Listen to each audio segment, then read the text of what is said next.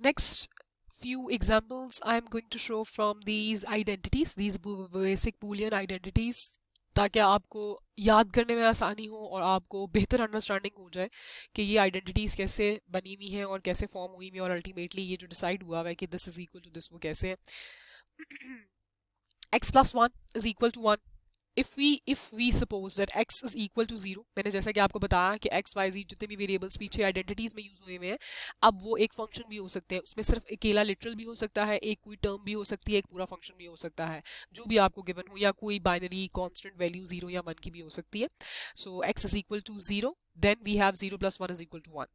Similarly, if we say x is equal to 1 इसी given identity में, ये highlighted जो गिवन आइडेंटिटी है इसमें हम प्लेस करने जा रहे हैं x is equal to 1, then 1 plus 1 means 1 or 1 is equal to 1. Next identity, x dot 0 is equal to 0. How we are going to prove it? Say suppose x is equal to 0, then 0 dot 0 is equal to 0. Or if we suppose x is equal to 1, then 1 dot 0 is equal to 0. Next एक और identity ले लेते हैं, उसका proof कर लेते हैं. x plus x का bar equals to 1. If we suppose that x is equal to 0, we are going to place x is equal to 0 in this given boolean law. x plus 1 0 plus 1 is equal to 1, and ultimately हमारे पास अगर इधर हम x is equal to 1 भी ले लेते तो 1 plus 0 is equal to 1 हमें मिल रहा था. Next is our x plus 1 equals to 1. If we suppose now देखिएगा, अब मैंने एक टर्म ले ली है a dot b. I have suppose that x is equal to a dot b. इसका मतलब है इस x में ये this is a function, this is a term, complete term जिसमें a डॉट बी पूरा मौजूद है. So a dot b plus 1, ये देखिएगा a dot b, I have supposed x is equal to a dot b plus 1. तो ये x plus 1, we know कि अगर कोई भी चीज हो उसमें प्लस अल्टीमेटली 1 हो रहा हो, हमने लॉजिक और एंड गेट का जब इंट्रोडक्शन पढ़ा था तो हमने देखा था उसमें कुछ भी हो रहा हो हमारे पास अल्टीमेटली हमारे पास उसका आउटपुट 1 आता है. लेकिन शर्त यह है कि पीछे से जो भी फंक्शन आ रहा है उसमें अल्टीमेटली प्लस 1 ही हो रहा हो, मतलब और ऑपरेटर यूज हुआ और 1 हो रहा हो अल्टीमेटली उसके अंदर, then we have an output equals to 1. Next is x dot 0 is equal to 0. अब मैंने सपोज किया हुआ है कि इस आइडेंटिटी के अंदर x इज अ टर्म. पहले ऊपर मैंने आपको बाइनरी कांस्टेंट के साथ शो कर दिया, अब मैं नीचे एक टर्म्स के थ्रू आपको शो कर रही हूँ ताकि आपको समझ आ सके कि जो बेसिक आइडेंटिटीज मैंने पीछे शो की है उसमें कुछ भी ही मौजूद हो सकता है या कोई भी सपोजिशन पाई जा सकती है. सो x, अगर हम x को a डॉट बी ले लें तो a डॉट बी डॉट 0, देखिएगा x dot 0 is equal to ultimately 0, कुछ भी 0 में मल्टीप्लाई हो तो 0 होता है. नेक्स्ट है x डॉट x का bar equals to 0. if we say x is equal to 0, then 0 dot x is actually 0, तो 0 का bar is 1, तो is equal to 0, hence it is proved. ये few of the identities I have shown over here with the multiple examples or suppositions कि x की क्या value रखी जा सकती है, just ताकि आपको अंडरस्टैंडिंग हो सके कि ये बेसिक आइडेंटिटीज जो इक्वल टू लिखी हुई है वो वैल्यू वो बिल्कुल प्रॉपर है, वैलिड है. Proof of the distributive law, अभी डिस्ट्रीब्यूटिव लॉ हमने देखा, there were two kinds of the distributive law देखी, जो मैंने एक आपको बताया जिससे आप बचपन से फेमिलियर है. दूसरी फॉर्म जो मैंने आपको डिस्ट्रीब्यूटिव लॉ की बताई जिसमें मैंने आपको बताया कि शायद आप उससे फेमिलियर ना हो, ये वो वाली एक्सप्रेशन लिखी हुई है इस पर, ताकि अगर ये आप इसमें आप कुछ मिसअंडरस्टैंड कर जाएं या आप मिस कर जाएं, याद ना रहे, तो आप उसका प्रूफ करके उसको ईजिली मेमोराइज रख सकते हैं. x plus y z equals to x plus y into x plus z. ये कैसे, अगर ये एक्सप्रेशन लिखा हुआ है ना, ये देखिएगा x प्लस वाई जी, तो x प्लस वाई एक टर्म डॉट x प्लस जी दूसरी टर्म, इस तरीके से इसको हम याद रखते हैं. प्रूफ्स ऑफ लॉज भी आपको आ सकते हैं, सो इसलिए हमें प्रूविंग आनी चाहिए. प्रूविंग इसलिए भी आनी चाहिए क्योंकि वी शुड नो, ये हम अलजेब्रा में नॉर्मली करते भी हैं कि left hand side is equal to right hand side. तो ये कुछ लॉज हम प्रूव करने जा रहे हैं जिनके थ्रू हम left hand side is equal to right hand side उसको प्रूव करेंगे, और ये प्रूफ हमें आने भी चाहिए. Now I will start proving from the longer side of this expression, that is x plus y into x plus z. अच्छा, अब मैंने क्या किया है, मैंने इसके अंदर एक डिस्ट्रीब्यूटिव प्रॉपर लॉ एक यूज करते हुए, ये देखिएगा डिस्ट्रीब्यूटिव लॉ का राइट हैंड साइड प्रूफ करने जा रही हूं मैं. तो मैंने क्या किया, इसमें एक और डिस्ट्रीब्यूटिव लॉ यूज किया, x dot z plus y dot x plus y dot z. जैसा कि हम मल्टीप्लीकेशन करते हैं, अलजबरा में मल्टीप्लिकेशन करते हैं ना, दो टर्म्स गिवन होती हैं, तो ये मल्टीप्लिकेशन ही की हुई है, पहला वैल्यू लेके उसको इन दोनों के साथ x dot z and then दूसरी लिटरल लेके y dot x and y dot z। अब हमारे पास क्या है x डॉट x, ये बात हमें बूलियन आइडेंटिटी से बात याद है, हमने अभी जो बूलियन आइडेंटिटीज मैंने आपको शो की थी उसी में एक आइडेंटिटी थी कि x डॉट x हो तो हम उसको सिंगल x लिख देते हैं, तो ये x डॉट x मैंने सिंगल x लिख दिया, आगे वाला एक्सप्रेशन एज इट इज आ गया।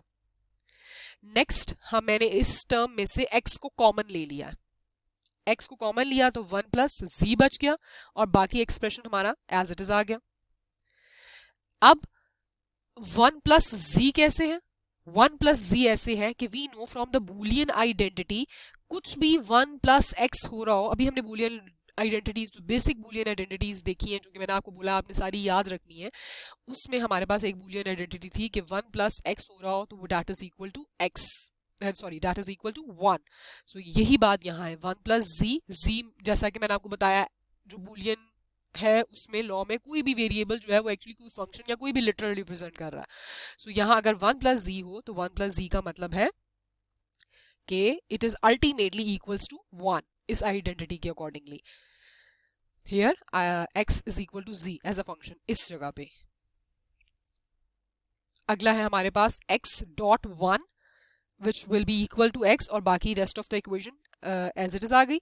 अब x dot 1 is equal to x कैसे हुआ, from this Boolean identity x dot 1 equals to x। ये जो बूलियन आइडेंटिटीज मैं साथ साथ आपको ब्लू कलर में शो कर रही हूँ, ये आइडेंटिटीज आप प्रूफ करते हुए साथ साथ हर स्टेप में लिखेंगे, ये लिखना जरूरी होता है, इसके मार्क्स भी होते हैं और ये जरूरी इसलिए भी होता है चूंकि we are going to prove it by using the Boolean basic identities, so we have to show in each and every step that which identity we have used and according to that we have reduced our this expression.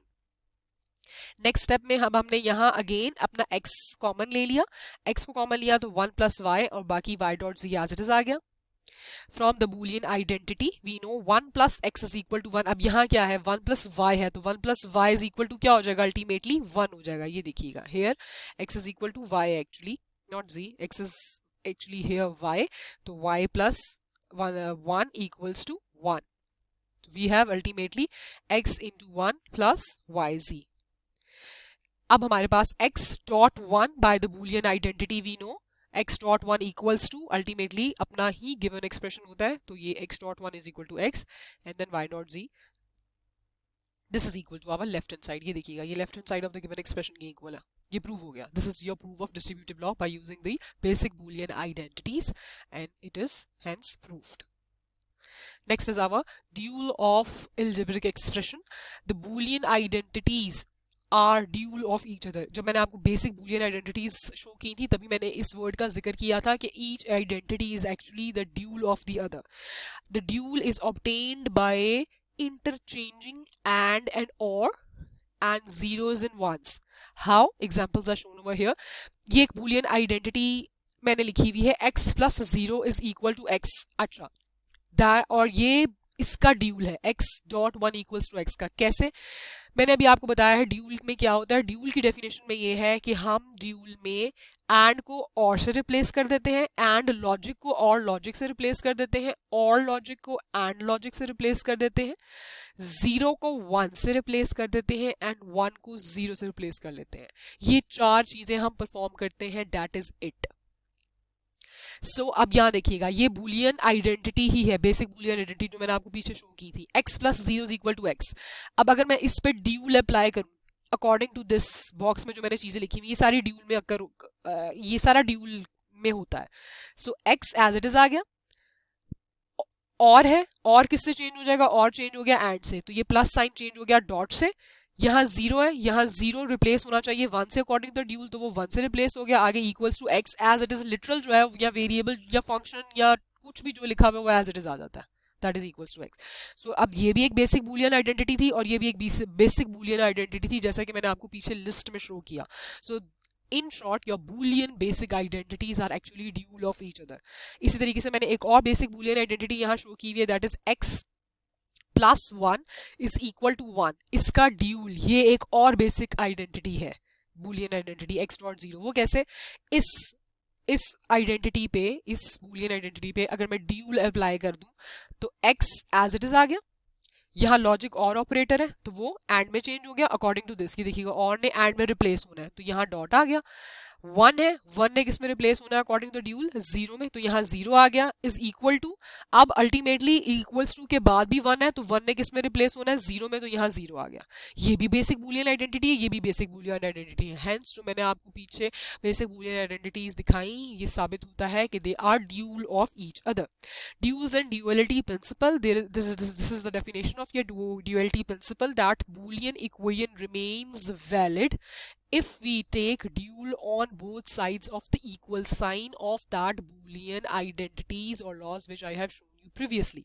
Dual of an expression does not equal to the original expression. ये एक चीज है कि dual जो है वो हमें original expression वापस नहीं देता। उसकी रीजन क्या है, और and में चेंज हो गया है, and और में चेंज हो गया है, 1 0 में एंड वाइस वर्सा।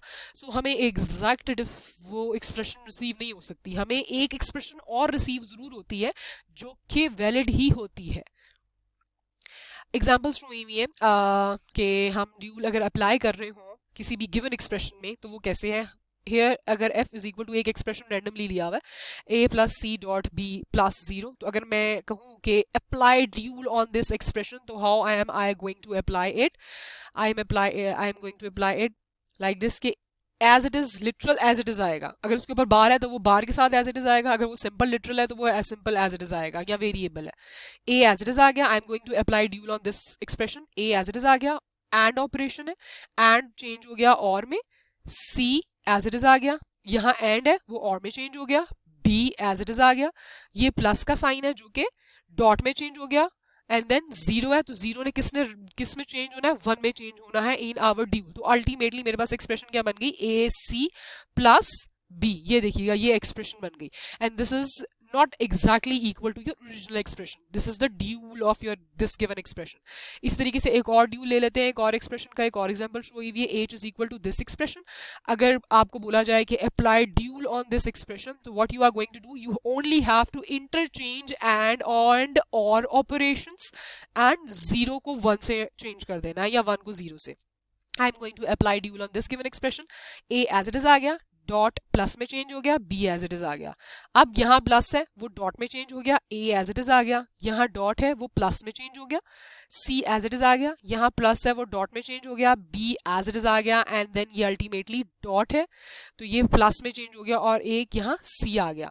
अब यहाँ मैंने जो ब्रैकेट्स शो किए हुए वो मैंने ब्रैकेट्स इसलिए शो किए हैं टू एक्सप्रेस के ये टर्म्स हैं, एक कंबाइंड टर्म्स कैसे चेंज होंगे। अब आप देखिएगा, गौर कीजिएगा कि नंबर ऑफ टर्म्स हमारे पास यहाँ भी देखिएगा, ये एक टर्म है, ये दूसरी टर्म है और ये तीसरी टर्म है। अब ड्यूल मैंने अप्लाई किया तो मेरे पास नंबर ऑफ टर्म सेम ही नहीं है। अब क्या हुआ है, अब प्लस ऑपरेटर इन दोनों के साथ कंबाइन कर रहा है इनको, अब ये एक अलग से ऑपरेटर एकदम आ गया तो ये इसने इसको एक टर्म बना दिया। अब इन दोनों को कंबाइन कर रहा है प्लस ऑपरेटर, और एकदम ऑपरेटर चेंज हो गया तो ये दूसरी टर्म बन गई एंड ये तीसरी टर्म बन गई। ये अल्टीमेटली मैंने आपको ब्रैकेट्स के साथ प्रॉपर्ली एक्सप्रेस कर दिया। Next is our list of useful theorems which can also be used to deduce your Boolean expressions. A number of theorems can be used to simplify your Boolean expressions, जैसा कि De Morgan's law हम देख चुके हैं, हम पढ़ भी चुके हुए हैं। x प्लस वाई का whole bar is actually equal to x के ऊपर भी बार आ जाता है, प्लस जो चेंज हो जाता है इस कॉम्प्लीमेंट की वजह से, क्योंकि ये प्लस के ऊपर भी कॉम्प्लीमेंट है तो प्लस का कॉम्प्लीमेंट डॉट हो गया एंड y के ऊपर भी कॉम्प्लीमेंट आ गया। सिमिलरली अगर x डॉट y का होल कॉम्प्लीमेंट हो तो वी गेट x का कॉम्प्लीमेंट, इस डॉट का कॉम्प्लीमेंट प्लस हो गया and then y complement. Minimization का एक थ्योरम है जो कि इस एक्सप्रेशन से शो हुआ है। सिमिलरली एब्जॉर्प्शन का थ्योरम है जो x प्लस एक्स वाई, ये देखिएगा ये इक्वल्स टू x एक एब्जॉर्ब हो गया, मतलब ये टर्म पूरी एब्जॉर्ब हो गई इज इक्वल टू x में, तो इसलिए इसको एब्जॉर्प्शन का थ्योरम कहा गया है। ये सिंप्लीफिकेशन का थ्योरम है, ये कंसेंसस थ्योरम है। इसमें आपको मिनिमाइजेशन, एब्जॉर्प्शन सिंप्लीफिकेशन के थ्योरम्स मैंने वैसे शो कर दिए। ये अगर आप याद रख सकें तो बेहतर है। डी मॉर्गन्स लॉ से आप फेमिलियर हैं। कंसेंसस थ्योरम की भी प्रूविंग अभी हम कर लेंगे तो वो भी आपको याद हो जाएगा। मिनिमाइजेशन, एब्जॉर्प्शन, सिंप्लीफिकेशन अगर आपको याद ना भी रहे ये तीन ये 3 थ्योरम्स अगर आपको याद ना भी रहे तो उसका एक इजी वे ये है कि ये एक्चुअली जो रिड्यूस हुआ हुआ है ना, इसमें अल्टीमेटली एक्स यहाँ गेन हुआ हुआ है, ये बाय यूजिंग बूलियन आइडेंटिटीज ही बने हुए हैं, by using basic Boolean identities. So minimization, absorption, simplification अगर आपको ना भी याद रहे ना, तो आप बेसिक बूलियन आइडेंटिटी अगर याद रखेंगे ना, तो आपको ये प्रूव ऑटोमेटिकली आपके हो जाएंगे। So ultimately you have to memorize De Morgan's law and consensus theorem. During proofs of theorems we can allow to learn selecting appropriate theorem and its efficient